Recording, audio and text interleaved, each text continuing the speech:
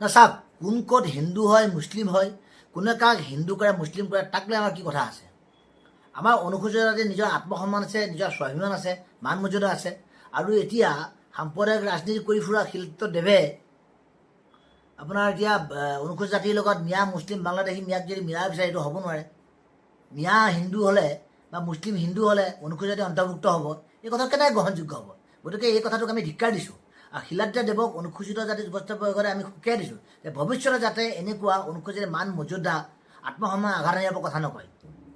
আমি পুনৰবাৰ সকীয়াই দিছোঁ শিলাদ্ৰী দেৱক। তেওঁ কি ৰাজনীতি কৰে কি নকৰে আমাৰ কোনো মতলব নাই।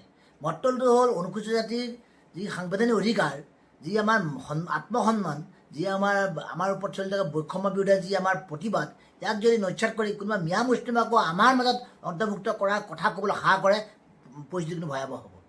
গতিকে আমি সকীয়াই দিছোঁ। আৰু বিজেপি নেতৃবৃন্দকো কৈছোঁ যে আমাৰ অনুসূচিত মান মৰ্যাদা আঘাত আনিব পৰা কথা কোৱা এই শিলাদ্ৰী দেৱক কিন্তু আপোনালোকে নিয়ন্ত্ৰণ কৰক, নহ'লে কিন্তু কথাবোৰ ভাল নহ'ব। একদম সকীয়াই দি দিছোঁ। Stay informed, stay ahead. News Any 365.